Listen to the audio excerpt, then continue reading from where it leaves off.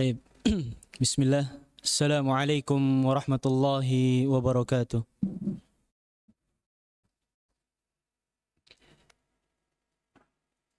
إن الحمد لله حمدا كثيرا طيبا مباركا فيه كما يحب ربنا ويرضى، والصلاة والسلام على رسول الله وعلى آله وصحبه ومن تبعهم بإحسان إلى يوم الدين. وبعد, puja dan puji syukur kita kepada Allah Subhanahu wa taala atas segala limpahan nikmat dan karunia yang Allah berikan kepada kita. Nikmat-nikmat yang begitu banyak, nikmat-nikmat yang begitu besar, nikmat-nikmat yang begitu agung. Baik itu yang kita sadari maupun yang tidak kita sadari. Dari mulai nikmat Islam, nikmat iman, nikmat sehat, nikmat waktu luang, nikmat hidayah sehingga kita mau melangkahkan kaki kita menuju rumah-rumah Allah, hadir di majlis ta'lim.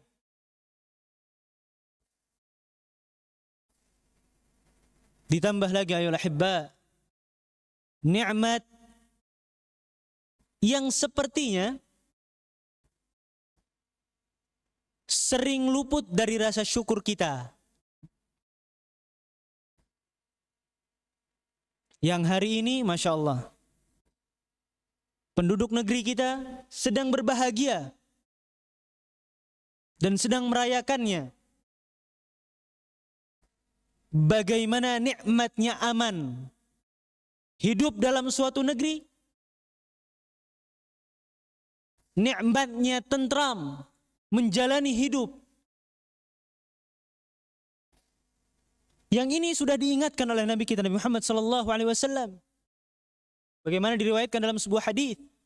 Qala Nabi sallallahu alaihi wasallam, Nabi Muhammad sallallahu alaihi wasallam bersabda, Man asbaha minkum aminan fi sirbi. Barang siapa yang ketika sampai di pagi harinya mendapati dirinya aminan fi sirbi, dalam kondisi aman di tengah-tengah keluarganya, di dalam rumahnya, di dalam negerinya, dia mendapatkan keamanan. Mu'afiyan fi jasadih, jasadnya dalam kondisi sehat. Indahu qutu yaumih, dia punya apa yang akan ia makan untuk hari itu. Sekedar untuk hari itu saja, hari esok nanti urusannya. Faka'annama hizatan lahu dunya bihadzafiriha. Seolah-olah dia hidup dengan segala bentuk kenikmatan yang ada di dunia ini. Mendapatkan keamanan, dia bangun pagi hari, kondisi jiwanya aman, dirinya aman, jasadnya sehat, dan dia punya perbekalan untuk hari itu saja. Itu sudah seperti dunia dan seisinya miliknya. Nikmat aman ayol ahibba yang telah diperjuangkan oleh para pendahulu kita sehingga menghasilkan kemerdekaan bagi negeri kita yang seharusnya disyukuri setiap harinya. Masya Allah, kita bangun pagi hari, yang kita dengar adalah suara alarm HP kita, yang kita dengar adalah suara azan subuh, bukan suara bom atau birmil yang menjatuhi atap rumah kita, bukan. Bukan suara senapan mesin yang membangunkan kita dari tidur kita, bukan dari rasa takut, bukan. Ini kenikmatan yang harus kita syukuri setiap waktunya. Kita khawatir ayolah ahibba, kalau kita luput dan lupa dari mensyukuri nikmat aman ini, sebagaimana yang Allah firmankan dalam surat An-Nahl ayat 112. Dalam surat An-Nahl ayat 112, Allah Subhanahu wa taala berfirman, "Wa daraballahu mathalan qaryatan kanat aminatan mutmainnah." Dan Allah Subhanahu wa taala mempermisalkan suatu perumpamaan tentang sebuah negeri yang dahulunya aminatan mutmainnah. Dia negeri ini itu aman dan tentram. Dahulunya negeri itu aman dan tentram. Ya'tiha rizquha ragadan min kulli makanin. Yang rizki Allah datangkan. Ya, rizki Allah datangkan kepada penduduk negeri tersebut, kepada negeri tersebut dari segala penjuru arah. Fakafarat bi'an'umillah. Akan tetapi penduduk negeri tersebut kufur terhadap nikmat Allah, kufur terhadap keamanan yang Allah berikan, kufur terhadap rizki yang telah Allah berikan. Maka apa kata Allah Subhanahu wa taala? Fa'adzaqaha Allahu libasal ju'i wal khauf. Maka Allah titipkan kepada mereka, Allah jadikan pakaian mereka rasa takut dan rasa lapar. Allah ganti keamanan dan ketentraman dengan rasa takut dan rasa lapar. Bima kanu yasna'un. Disebabkan perbuatan mereka. Mereka kufur atas nikmat yang Allah berikan kepada mereka. Oleh karenanya ayolah hibba, kita patut mensyukuri kenikmatan ini. Nikmatnya aman negeri ini, merdekanya negeri ini, sehingga kita mudah untuk beribadah kepada Allah. Dan ayolah hibba, di antara bentuk kenikmatan pula, kita mensyukuri nikmat yang Allah berikan kepada kita, itu dengan kita mengisinya, dengan mengisi kemerdekaan ini dengan hal-hal yang baik-baik, hal-hal yang manfaat. Itu salah satu bentuk syukur kita kepada Allah atas nikmat aman ini, nikmat kemerdekaan ini.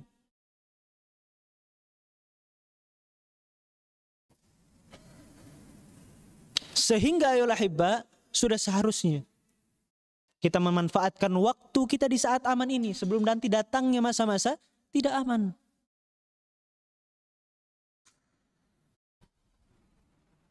Dengan kita senantiasa memperbaiki diri kita. Kita ini mimpinya memiliki lingkungan yang baik, lingkungan yang bagus. Namun individu kita sendiri itu tidak kita perhatikan kebaikannya. Bagaimana mungkin suatu lingkungan terbentuk, lingkungan yang bagus dan baik, kalau setiap individu warganya saja tidak mau berubah dan memperbaiki diri. Allah tidak akan pernah merubah suatu kaum sampai mereka mau berubah dengan tangan-tangan mereka sendiri. Innallaha la yughayyiru biqaumin. Allah tidak akan mau merubah suatu kaum sampai mereka mau merubah diri mereka sendiri. Ya, sebagai bentuk rasa syukur kita terhadap kenikmatan aman ini adalah dengan mengisi kemerdekaan ini dengan kebaikan. Dengan kita memperbaiki diri kita. Terus berbuat baik. Bukan malah merusak ketentraman dan kedamaian negeri ini. Karena tidak sedikit ayolah hibba, orang-orang yang ingin merusak keamanan, kedamaian, ketentraman negeri ini.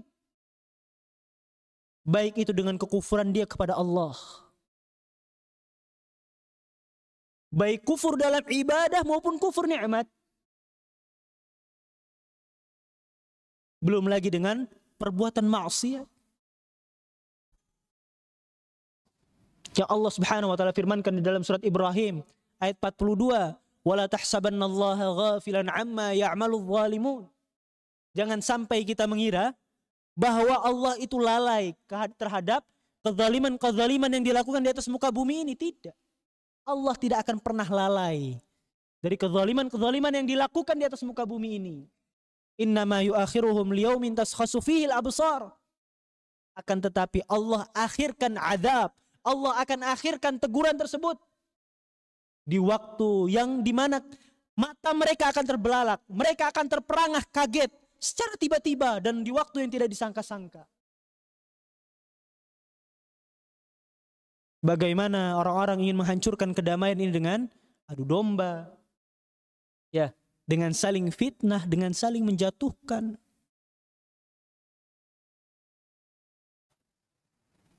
Dengan kekufuran tadi kepada Allah, dengan maksiat. Belum lagi dengan korupsinya. Belum lagi dengan perebutan kekuasaannya, saling menjatuhkannya. Gak bahaya tah? Ya. Gak bahaya tah yang kayak gini tuh gak bahaya tah?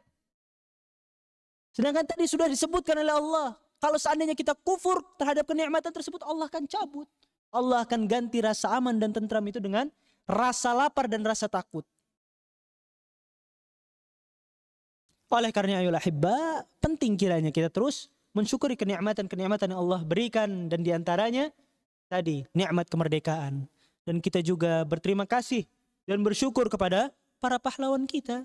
La yashkurullah liman la yashkurun nas. Tidak bersyukur kepada Allah, tidak dikatakan bersyukur kepada Allah orang-orang yang tidak bersyukur kepada manusia. Para pahlawan kita dahulu telah berjuang, mengorbankan jiwa, harta, dan raganya untuk demi kemerdekaan negeri kita. Kita berharap ayolah ahibba, kita minta kepada Allah, semoga Allah jadikan negeri kita ini sebagaimana yang Allah firmankan di dalam surat Al-A'raf ayat 96. Walau anna ahlul qura amanu wattaqau. Kalau seandainya saja suatu penduduk negeri itu beriman dan bertakwa kepada Allah, la fatahna alaihim barakatim minas sama. Allah akan bukakan berkah, ya, pintu-pintu berkah dari langit. Kalau beriman dan bertakwa. Kita berdoa kepada Allah Subhanahu wa taala, semoga Allah jadikan negeri kita ini negeri yang beriman dan bertakwa kepadanya. Ayolah hibba, masyaallah, ya. Pada kesempatan malam hari ini, kajian perdana kita, kalau kemarin hari Ahad kita perdana membahas masalah fiqih. Ya. Untuk malam hari ini kita beda tema, beda pembahasan. Yang kita bahas insya Allah, bagaimana yang sudah di-share ya, itu tentang bagaimana kita mengenal sosok Al-Imam An-Nawawi. Yang sebenarnya ini adalah subjudul dari pembahasan kita yang membahas tentang kitab Al-Arba'in An-Nawawi.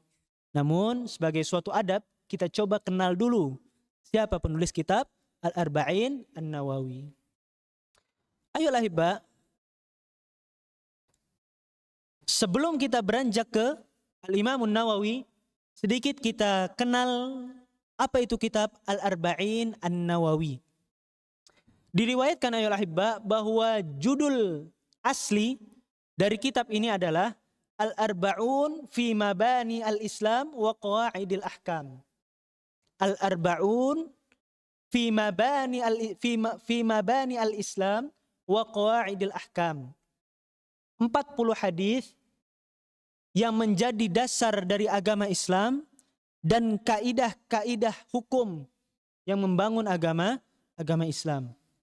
Atau yang lebih dikenal dengan Al-Arba'un. Karenanya nanti jangan kaget kalau ada yang bilang nama kitabnya Al-Arba'un An-Nawawi atau Al-Arba'in An-Nawawi, sama. Ya, Al-Arba'un An-Nawawi atau Al-Arba'in An-Nawawi sama. Yang dimaksud adalah kitab 42 hadis, isinya 42 hadis. Namun namanya adalah 40 hadis. Yang hal ini biasa dilakukan oleh para ulama untuk membulatkan bilangan. Kitab ini ayolah hibba mengumpulkan hadis-hadis jawami'ul kalim. Hadis-hadis yang kalimatnya itu singkat namun maknanya dalam. Ya, kalimatnya singkat namun maknanya dalam. Para ulama banyak memuji kitab ini. Kitab hadis Al-Arba'in An-Nawawi ini. Ya, mereka mengatakan bahwa kitab ini adalah salah satu dari karamah yang Allah berikan kepada Al-Imam An-Nawawi. Bagaimana nanti kita sebutkan bahwa Al-Imam An-Nawawi itu beliau adalah guru besar madhab Al-Imam Syafi'i. Madhab Syafi'i. Ya. Namun kitab beliau, kitab Al-Arba'in An-Nawawi ini diterima oleh seluruh madhab yang 4. Bahkan masyhur di kalangan kaum muslimin dunia. Baik para ulamanya ataupun orang awamnya. Banyak pujian-pujian yang dituai tentang kitab ini. Yang mana para ulama menyebutkan bahwa ini adalah bukti bagaimana keikhlasan Al-Imam An-Nawawi ketika mengarang kitab ini. Sehingga kitab ini dipelajari oleh seluruh kaum muslimin di belahan dunia. Bahkan ana berani berspekulasi bahwa kitab ini, kitab Al-Arba'in An-Nawawi ini lebih banyak dipelajari, khususnya di Indonesia, lebih banyak dipelajari dibandingkan kitab Sahihul Bukhari. Padahal kita tahu bahwa kitab Sahihul Bukhari adalah kitab yang paling sahih setelah Al-Quran. Namun yang paling banyak dipelajari menurut ana dibandingkan kitab Sahihul Bukhari, kitab Al-Arba'in An-Nawawi ini. Kita bisa cek bagaimana di majelis-majelis ta'lim, di pondok-pondok pesantren, sedikit yang mempelajari kitab Sahihul Bukhari secara kitabnya ya, secara utuh. Itu sedikit yang membahas. Namun yang membahas kitab Al-Arba'in An-Nawawi, Masya Allah, banyak. Hampir seluruh pesantren bahas kitab Al-Arba'in An-Nawawi. Bahkan para santrinya diwajibkan menghafal kitab Al-Arba'in An-Nawawi. Ini dari segi kitabnya ya, bukan dari segi hadisnya. Kalau hadisnya Masya Allah, kita hadis yang diriwayatkan oleh Al-Imam Bukhari tentu lebih banyak dipelajari. Bahkan kitab yang hadis-hadis yang terkandung dalam Al-Arba'in An-Nawawi ini kebanyakannya mu'adhamnya adalah yang diriwayatkan oleh Al-Imam Bukhari dan Imam Muslim. Namun secara kitab Al-Arba'in An-Nawawi ini ana yakin lebih banyak dipelajari dibandingkan kitab Sahihul Bukhari. Para ulama menyebutkan ini bagaimana keikhlasan Al-Imam An-Nawawi ketika merancang dan menyusun kitab ini. Sebagian para ulama menyebutkan bahwa barang siapa yang mempelajari 42 hadis, mempelajarinya ya, dan memahami betul makna yang terkandung dalam 42 hadis tersebut, maka mereka, orang-orang yang mempelajarinya itu, mereka akan paham agama ini secara global. Yang mempelajari 42 hadis yang tercantum dalam kitab Al-Arba'in An-Nawawi ini, itu mereka bisa dinyatakan bahwa mereka itu paham agama Islam secara global. Bukan secara terperinci ya, tapi secara global agama Islam itu tercakup dalam kitab Al-Hadits Al-Arba'in An-Nawawi ini. Saking dahsyatnya kitab ini. Bahkan para ulama juga banyak yang memuji, yang mengatakan bahwa hadis-hadis yang terkandung di dalam kitab Al-Arba'in An-Nawawi ini adalah pondasi agama Islam. Kita sebutkan contohnya. Syekh Abdul Muhsin Al-Abad Al-Badr, beliau mengatakan, wa awwalu kitabin yanquduhu fi adhan yurshidul mubtadi'una fil hadis. Kitab yang paling utama dan yang pertama yang kita arahkan kepada orang-orang yang ingin belajar hadis pemula, hadhihi al-arba'un lil Imam An-Nawawi rahimahullah. Kitab Al-Arba'in ini yang dikarang oleh Al-Imam An-Nawawi rahimahullah. Kitab ini direkomendasikan oleh Syekh Abdul Muhsin Al-Abbad Al-Badr, seorang ulama besar Saudi. Beliau merekomendasikan untuk kita sebagai para pemula untuk mempelajari hadis Arba'in ini dulu. Kemudian putra beliau, hafizahullah ta'ala, Syekh Abdul Razzaq Ibn Abdul Muhsin, beliau mengatakan 40 hadis ini di samping dibutuhkan oleh kaum muslimin dan para ulama, kumpulan hadis-hadis ini dapat menjadi obat bagi seluruh problematika masyarakat. Lihat, beliau Syekh Abdul Razzaq mengatakan hal yang seperti ini, bahwa 40 hadis ini bisa menjadi obat dari seluruh problematika masyarakat bagi mereka yang mau memahaminya, ya, bagi mereka yang mau memahaminya.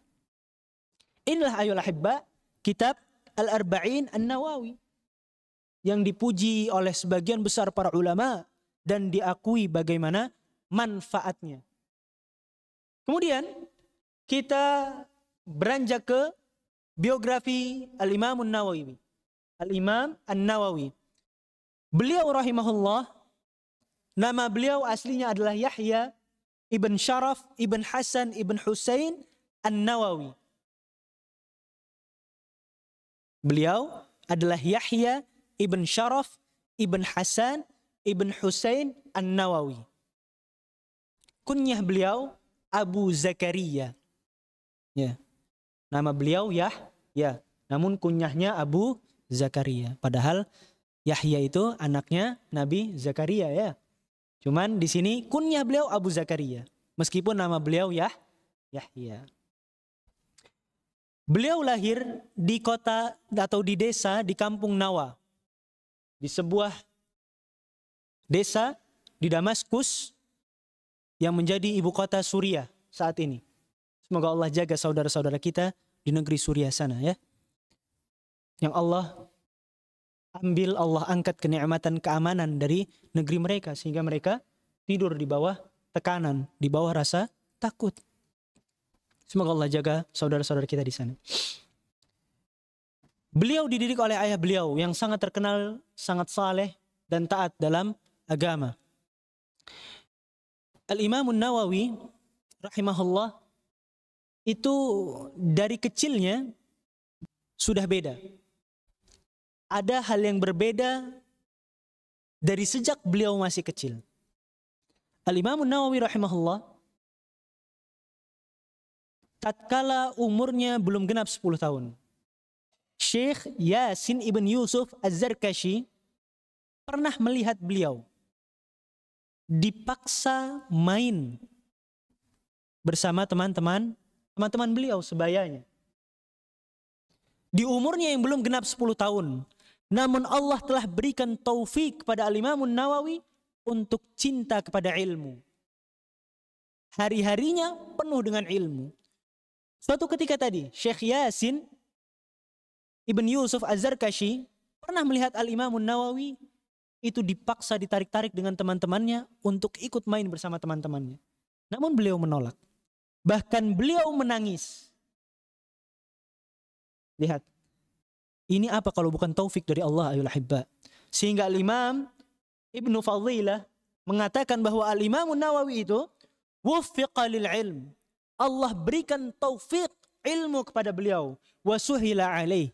Dan Allah mudahkan beliau untuk memahami ilmu. Ini kalau kita lihat realnya, bagaimana kehidupannya, Masya Allah. Kalau seandainya kita bayangkan saja dengan anak-anak zaman sekarang gitu ya. Sore-sore itu anak-anak datang ke rumah, nyamper, kemudian manggil. Siapa misalnya? Budi. Budi, main yuk gitu.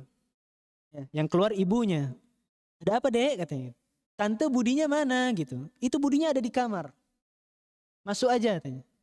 Datanglah tuh anak-anak masuk ke kamar, ngelihat si Budi lagi baca Quran. Masya Allah. Kemudian si Budi diajak main. Ayo Bud, kita main Bud. Kita main ke lapangan. Terus si Budi bilang, enggak, saya mau baca Quran. Ayo nanti aja baca Qurannya. Kita sekarang ini waktunya main dulu katanya. Tapi si Budi tetap bilang, enggak, saya mau baca Quran. Seperti itulah Al-Imam Nawawi. Dipaksa main oleh teman-temannya. Namun dia enggan. Bahkan sampai dia nangis. Beliau nangis.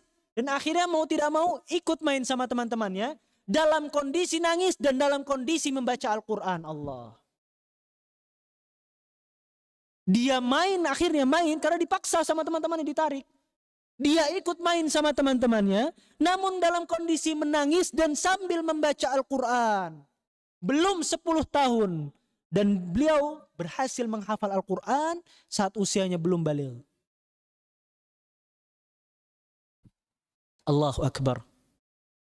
Bagaimana beliau di usianya yang belia, Allah berikan taufik ilmu kepadanya, kecintaan ilmu kepadanya.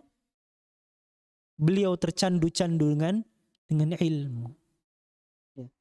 Beliau tercandu-candu dengan ilmu. Allah sangat jauh ya kalau dibandingkan dengan kita. Namun hal ini ayol ahibba, taufik yang Allah berikan kepada Al-Imam Nawawi ini tidak khusus hanya kepada Al-Imam Nawawi saja. Kita semua berhak memilikinya. Sehingga kita terus minta sama Allah untuk bisa diberikan taufik. Di dalam zikir pagi kita berdoa kepada Allah, Allahumma inna nas'aluka ilman nafi'a. Minta ilmu yang bermanfaat. Dan Allah berhak memberikan nikmat ini kepada siapapun yang ia kehendaki. Beliau ayol ahibba dikisahkan bahwa beliau sengaja untuk tidak tidur dengan terlentang selama kurang lebih 2 tahun di masa awal-awal belajarnya. Jarang sekali atau sulit menemukan beliau sengaja membaringkan punggungnya ke tanah untuk tidur. Tidak. Tidaklah ia ditemukan tidur kecuali dalam kondisi duduk karena membaca Al-Quran atau membaca hadis. Selama 2 tahun tidak ditemukan beliau membaringkan punggungnya di tanah. Tidaklah beliau tidur kecuali dalam kondisi duduk sedang membaca Al-Quran atau membaca hadis. Itu beliau. Rahimahullah. Perjuangan beliau belajar dan mengumpulkan ilmu serta menyalurkan ilmu. Beliau dalam satu hari beliau hadir dalam 12 majelis ta'lim. Kalau sekarang tuh SDIT atau SMPIT, sekolah-sekolah Islam, dalam satu harinya hanya 6 mata pelajaran, 6 mapel, 5 mapel ya. Al-Imamun Nawawi, 12 majelis beliau hadir buat nuntut ilmu. Dari pagi, dari fajar sampai sore. Selesai beliau hadiri 12 majelis ta'lim tersebut, pulang ke rumah, beliau bukannya istirahat, namun beliau mengkaji ulang apa yang beliau dapatkan dalam seharian tersebut. Beliau makan 1 kali dalam 1 hari. Beliau makan hanya ba'da isya. Kemudian beliau belajar dan ba'da subuh, dan waktu subuh datang beliau hanya minum air. Untuk menghemat waktu beliau, karena semakin banyak makan semakin sedikit waktu belajar beliau. Beliau makan hanya 1 kali dalam 1 hari. Tidaklah beliau ditemukan dalam kondisi berjalan ataupun naik kendaraan, kecuali beliau dalam kondisi membaca buku. Dalam kondisi memutola'ah. Saking perhatiannya beliau kepada ilmu.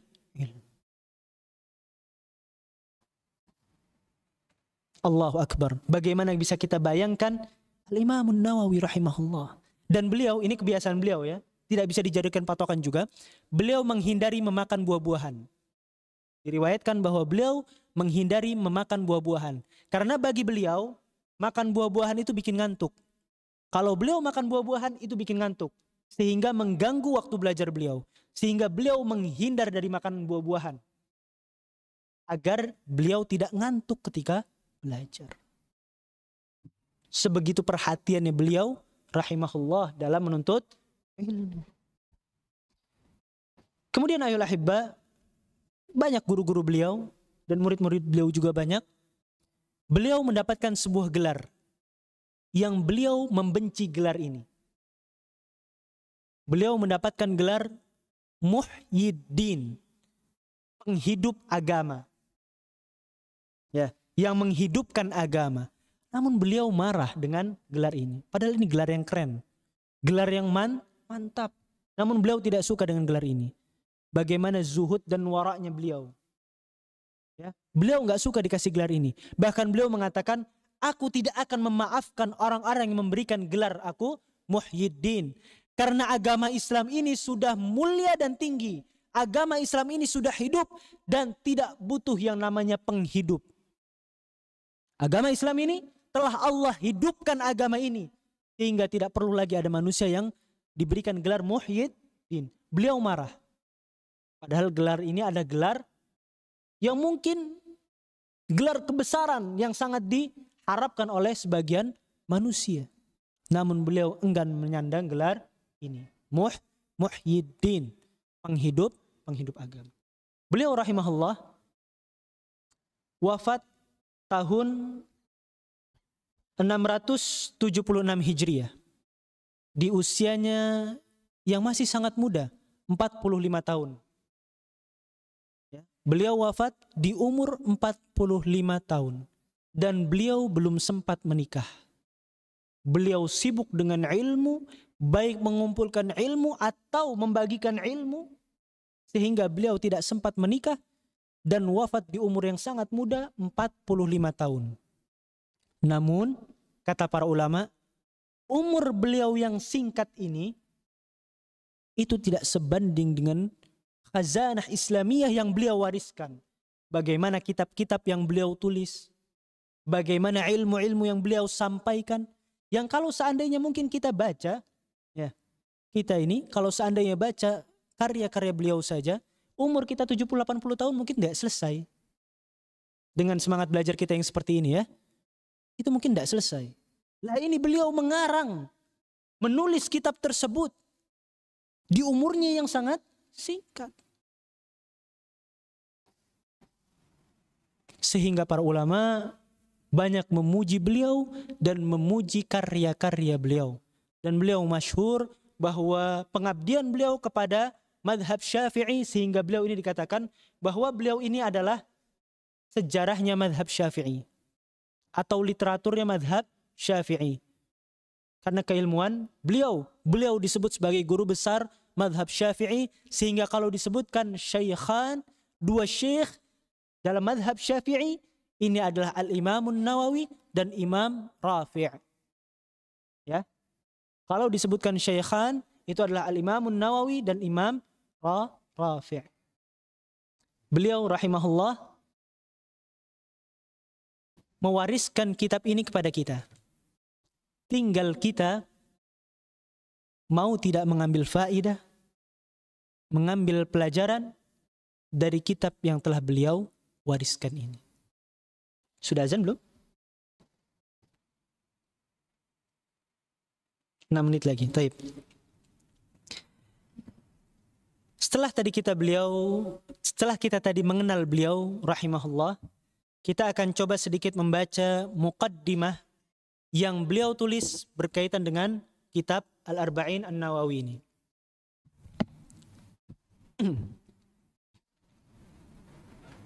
Sebenarnya banyak kisah-kisah beliau, ya. Bagaimana beliau ketika bermuamalah dengan para raja, ketika beliau kecopetan, bagaimana akhlak beliau ketika beliau dijamret, Masya Allah. Ceritanya, Masya Allah, indah-indah. Namun sepertinya waktu yang membatasi kita, sehingga kiranya mungkin kisah-kisah tersebut akan kita bahas di lain waktu. Kita beranjak ke muqaddimah kitab Al-Arba'in An-Nawawi.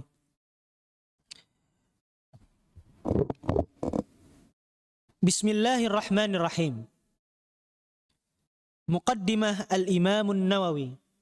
Pembukaan yang disampaikan oleh Al-Imamun Nawawi. Alhamdulillahi Rabbil Alamin, Quyumus samawati wal ardin, Mudabbirul khalaiki ajma'in. Segala puji bagi Allah, Rabb semesta alam, yang menegakkan dan meninggikan langit serta bumi, yang mengatur alam semesta dan seluruh makhluknya, ba'ithir rusul salawatuhu wa salamuhu alaihim ilal mukallafin al-hidayatihim, yang mengutus Nabi Muhammad sallallahu alaihi wasallam kepada orang-orang yang sangat membutuhkan hidayah, wa bayanu syara'i'id-din, dan Nabi Muhammad sallallahu alaihi wasallam itu menjelaskan syariat agama bidalailil qat'iyyah wa wadihah barahin. Dan Nabi Muhammad sallallahu alaihi wasallam menjelaskan agama ini dengan dalil-dalil yang pasti dan petunjuk yang jelas, bukti yang jelas. Ahmaduhu ala ni'amihi wa as'aluhu al-mazidu min fadlihi wa karamih. Dan aku memuji Allah Subhanahu wa taala atas segala nikmat-nikmat yang telah Ia berikan kepadaku. Wa as'aluhu al-mazidu min fadlihi wa karamih. Dan aku memohon tambahan keutamaan dan kemuliaan darinya. Wa asyhadu an la ilaha illallahul wahidul qahhar. Aku bersaksi bahwa tidak ada sesembahan yang berhak disembah melainkan Allah Subhanahu wa taala. Wahidul qahhar, satu-satunya lagi maha perkasa. Al-Karimul Ghaffar, Allah yang maha mulia lagi maha pengampun. Wa asyhadu anna sayyidana Muhammadan abduhu wa rasuluh. Dan aku bersaksi bahwa baginda Nabi Muhammad sallallahu alaihi wasallam adalah hamba Allah dan Rasulnya. Lihat, beliau mengatakan bahwa Nabi Muhammad sallallahu alaihi wasallam adalah hamba Allah dan Rasulnya. Ini menunjukkan bagaimana muamalah kita kepada baginda Nabi Muhammad sallallahu alaihi wasallam tidak boleh ghulu, tidak boleh berlebih-lebihan. Karena Nabi Muhammad sallallahu alaihi wasallam juga mengatakan, la tutruni kama atratin nasara ibnu Maryam. Jangan kalian jadikan diriku sebagaimana orang-orang Nasrani menjadikan Ibnu Maryam, yakni Nabi Isa alaihi salam. Fa innama ana abdun Sesungguhnya aku adalah hamba. Faqul abdullahi wa rasuluh. Maka katakanlah bahwa aku adalah hamba Allah dan Rasulnya. Kita tidak boleh ayolah hibba. Kita wajib memuliakan Nabi Muhammad SAW, mengagungkan beliau SAW. Namun kita tidak boleh ghulu, berlebih-lebihan kepada beliau SAW. Bahkan beliau membenci hal tersebut. Bahkan beliau menjadikan contoh orang-orang yang mengagung-agungkan nabinya secara ghulu sebagaimana orang-orang Nasara. Wa habibuhu wa khaliluh. Kecintaannya Allah dan kekasihnya Allah. Afdalul makhlukin al-mukarram. Sebaik-baik makhluk yang Allah muliakan. Bil Qur'anil azizil mu'jizah al-mustamirrah ala ta'akubis sinin.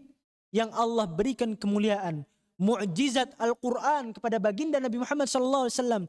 Mu'jizat yang tidak akan pernah lekang oleh waktu.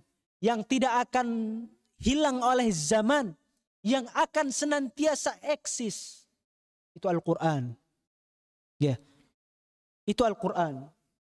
Mu'jizat yang Allah berikan kepada baginda Nabi Muhammad SAW. Sebagai mu'jizat yang tidak akan pernah termakan oleh zaman. Yang akan senantiasa eksis dan menjadi petunjuk pedoman hidup bagi umat manusia. Wabis sinin al-mustanirah lil mustarsyidin. Dan Allah juga berikan kepada baginda Nabi Muhammad SAW itu sunnah-sunnah, hadith-hadith yang menerangi orang-orang yang membutuhkan petunjuk. Al-makhsusu bi jawami'il kalim. Allah berikan kekhususan jawami'ul kalim wa samahatid din dan kemudahan di dalam agama ini. Salawatullahi wa salamuhu alaihi wa ala sairin nabiyyin wal mursalin wa ali kulli wa sairis salihin. Dan semoga salawat serta salam kepada baginda Nabi Muhammad SAW dan kepada seluruh para nabi dan para rasul serta keluarga mereka dan seluruh orang-orang saleh yang mengikuti jejak mereka. Amma ba'd. Selanjutnya ayol ahibba, beliau mengatakan, sudah azan belum? Sudah.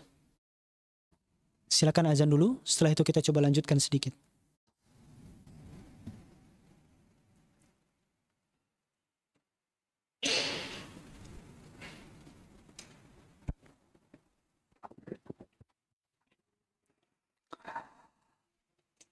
Allahu Akbar, Allahu Akbar, Allahu Akbar, Allahu Akbar. Ashhadu an la ilaha illallah.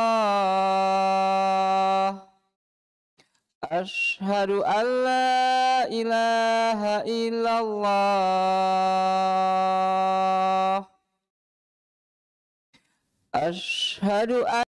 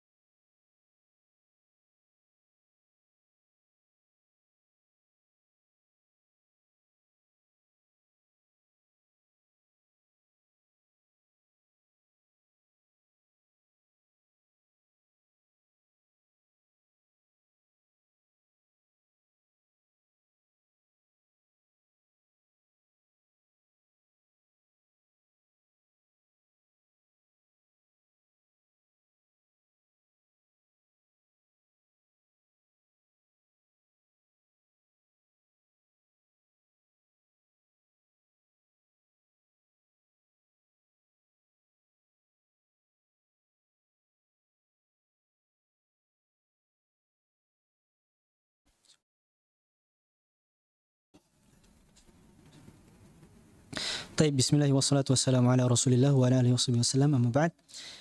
Kemudian ayolah hibba, Al-Imam Nawawi pada muqaddimah beliau meriwayatkan sebuah hadis yang datang dari jalur yang sangat banyak.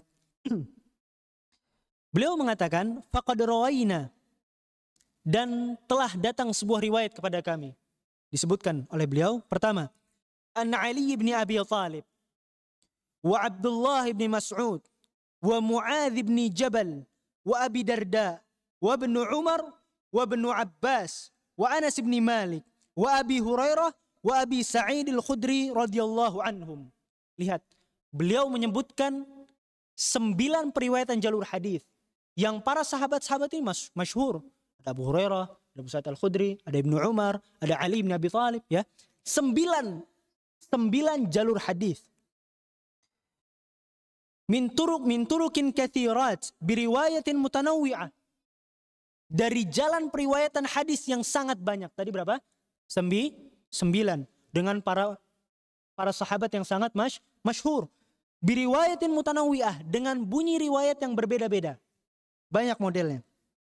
Anna Rasulullah sallallahu alaihi wasallam qaal, bahwasannya Nabi Muhammad sallallahu alaihi wasallam mengatakan, man hafidha ala ummati 40 haditsan, barang siapa dari umatku yang menghafal 40 hadis, min amri diniha, yang berkaitan dengan agamanya, ba'athahu Allahu yaumal qiyamah fi zumratil fuqaha wal ulama, maka Allah akan bangkitkan di hari kiamat kelak orang-orang yang hafal 40 hadis ke dalam golongan ahli fikih dan para ulama.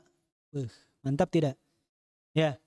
Yang hafal 40 hadis, Allah akan bangkitkan nanti di hari kiamat menjadi golongan para ulama dan para ahli fikih yang hafal 40 hadis. Itu dalam satu riwayat. Wa fi riwayatin, dan dalam riwayat yang lain, ba'athahu Allahu faqihan, Allah akan bangkitkan dia di hari kiamat kelak menjadi seorang yang sangat paham terhadap agamanya, sebagai seorang yang faqih. Lihat, kalau tadi riwayat yang pertama, Allah akan kumpulkan ia menjadi seorang di dalam kelompok ahli fikih dan para ulama.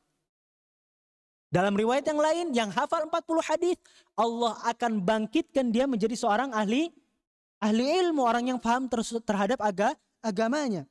Wa fi riwayati Abi Darda, dalam riwayat Abi Darda radhiyallahu an, qila lahu udkhulu min ayyi abwabil jannah syait. Ini lebih mantap lagi.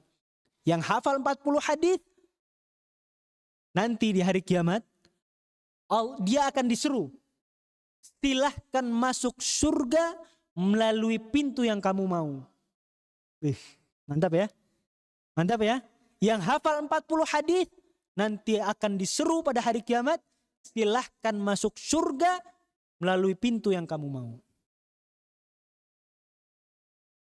Dalam riwayat yang lain lagi, wa fi riwayat Ibnu Umar radhiyallahu anhuma, kutiba fi zumratil ulama wa husyira fi zumratis syuhada. Akan Allah bangkitkan ia, akan Allah kumpulkan ia di dalam golongan para ulama, dan Allah akan kumpulkan ia bersama orang-orang yang mati syahid, yang hafal 40 hadis. Mantap gak nih? Ya, keutamaannya yang hafal 40 hadis tadi dikumpulkan menjadi seorang faqih, dikumpulkan menjadi seorang ulama, ya, bahkan dibangkitkan menjadi seorang, dikumpulkan bersama para orang-orang yang mati syahid. Enggak mudah orang yang bisa mati syahid itu ya. Dan yang lebih mantap lagi tadi, akan Allah diserukan di hari kiamat kelak, dia boleh masuk surga dari pintu yang mana saja. Ini ajib nih. Mantap banget ya. Namun ayolah hibba, beliau mengatakan, Al-Imam Nawawi mengatakan, wattafaqal huffaz, dan telah sepakat para huffazul hadis, para penghafal hadis, para ulama hadis, ala anna hadithun dha'ifun wa in kathurat turuqu. Hadis-hadis yang tadi disebutkan di atas dhaif meskipun jalurnya banyak.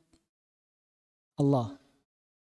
Hadis yang tadi keren-keren, yang tadi mantep-mantep, ternyata dhaif.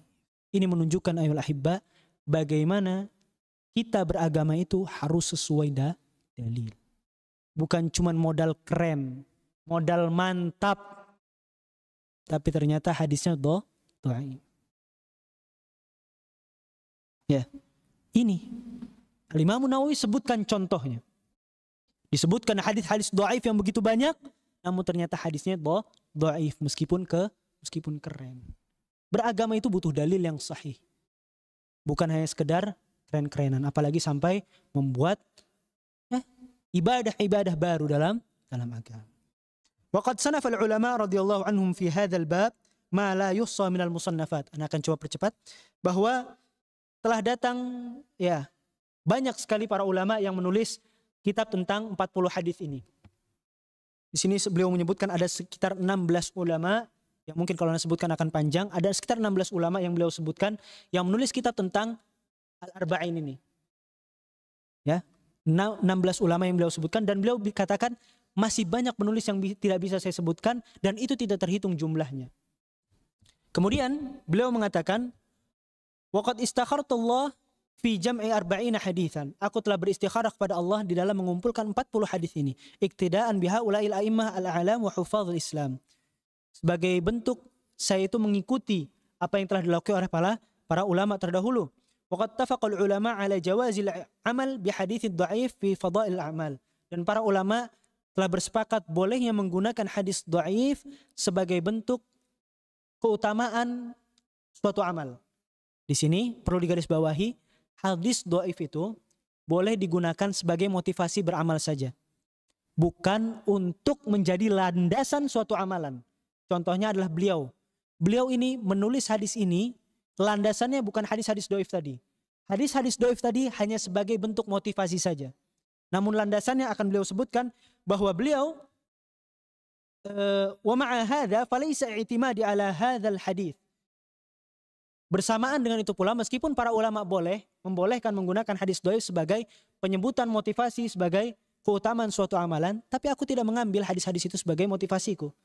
Aku menjadikan kitab ini, menulis kitab ini berdasarkan hadis yang sahih. Nabi Muhammad SAW mengatakan, liyuballighush syahid minkumul ghaib. Hendaknya orang-orang yang hadir di antara kalian yang telah belajar menyampaikan kepada yang belum belajar. Wa qala sallallahu alaihi wasallam, naddarallahu ra'an sami'a maqalati fawa'aha fa'addaha. Semoga Allah senantiasa mencerahkan, memberikan cahaya kepada orang-orang yang mendengar hadis dariku, kemudian mengamalkannya dan menyampaikannya sebagaimana yang mereka dengar. Baik, ana percepat lagi. Tsumma minal ulama man jama'al arba'in fi usuluddin. Sebagian para ulama itu mengumpulkan 40 hadis dalam masalah akidah. Wa ba'duhum fil furu', dan sebagian lagi masalah fiqih. Wa ba'duhum fil jihad, wa ba'duhum fiz zuhud. Sebagian dalam jihad, sebagian dalam zuhud, sebagian dalam adab, dan masih banyak lagi. Para ulama menulis kitab 40 hadis sesuai dengan bab-babnya masing-masing. Namun aku menilai di sini, kata beliau, wa qad ra'aitu jam'a arba'ina ahammu min hadza kullah. Aku mengumpulkan bab-bab tersebut, menjadikan hadis-hadis dalam bab-bab tersebut menjadi satu. Jadi beliau menulis kitab ini, 40 hadis ini menjadi termasuk di dalamnya berbagai macam aspek, bukan hanya dalam satu bab saja. Wahiyya arba'una haditsan mushtamilah ala jami'i dzalik, yaitu 40 hadis yang mencakup segalanya. Wa kullu haditsin minha qa'idatun 'azimah min qa'idid din. Yang 40 hadis ini setiap hadisnya memiliki kaidah yang utama dalam agama. Sebagian ulama menyebutkan bahwa hadis-hadis yang aku bawakan ini bi anna madarul Islam alaihi, menjadi poros utama dari agama Islam. Lihat, hadis-hadis yang beliau sebutkan itu menjadi poros agama dalam agama Islam. Au huwa nisful Islam, atau setengahnya agama Islam, au thuluth, atau bahkan sepertiganya, au nahwa dzalik. Tsumma iltazamtu fi hadhil arba'in an takuna sahihah. Beliau rahimahullah telah berusaha semaksimal mungkin menulis hadis-hadis yang ada dalam Arba'in An-Nawawi ini adalah hadis-hadis yang semuanya sahih. Wa mu'adhamuha fi sahihai Al-Bukhari wal Muslim. Dan keumumannya itu hadis dari riwayat Sahih Bukhari dan Muslim. Kemudian beliau juga mencantumkan hadis-hadis itu dibuang sanadnya supaya mudah untuk dihafal dan lebih banyak manfaat yang bisa kita ambil oleh orang penuntut ilmu maupun orang awamnya. Kemudian beliau pada akhirnya berdoa kepada Allah Subhanahu wa taala, semoga kitab ini bermanfaat dan semoga kitab ini menjadi penerang bagi umat Islam secara umum, bukan hanya oleh para penuntut ilmu saja, namun kepada khalayak umum muslimin. Ayolah ahibba, inilah muqaddimah yang Masya Allah. Waktunya sangat mepet ya, sehingga tidak bisa lebih jabarkan lebih rinci lagi. Namun semoga yang singkat ini dapat bermanfaat dan dapat diambil faedahnya. Apa yang salah itu adalah kesalahan dari ana dan dari ketergelinciran ana, kurangnya ilmu ana, dan ana yang senantiasa digandrungi oleh, dibayang-bayangi oleh syaitan yang senantiasa ingin menyesatkan umat manusia, dan yang benarnya adalah dari Allah Subhanahu wa taala. Aqulu qauli hadza wa astaghfirullah li wa lakum wa lisairil muslimina min kulli dzamb. Kita tutup dengan doa kafaratul majelis. Subhanakallahumma bihamdika asyhadu an la ilaha illa anta astaghfiruka wa atubu ilaik. Wa sallallahu wasallam ala nabiyina Muhammad. Assalamualaikum warahmatullahi wabarakatuh.